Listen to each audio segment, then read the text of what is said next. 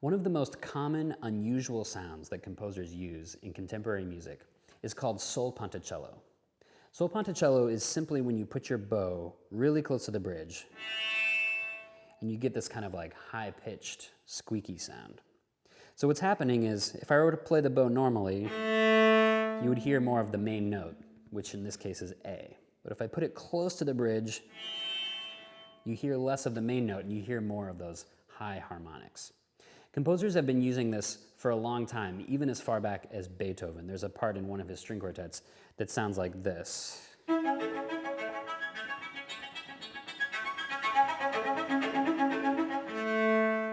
And you can really hear how, as the bow gets closer to the bridge, the sound changes a lot.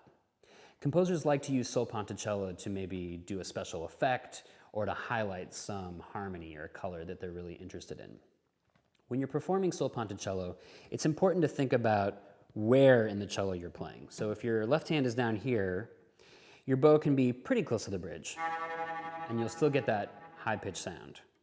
But as you play higher notes and your left hand goes further up the string, you're really going to want to have that bow right on the bridge to get that squeaky sound. Most of the time, you use a pretty light bow pressure, but sometimes a composer will ask for a really hard, aggressive sound, and then you can use more pressure and you get this kind of sound.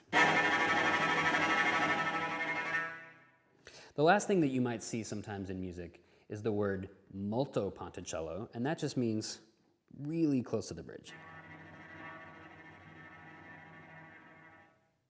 The other word that you might see sometimes is the word poco ponticello, and that just means kind of ponticello, not all the way, but a little bit. Composers really like to use these different kinds of ponticello, again, to change the sound and the effect of the music that they're writing.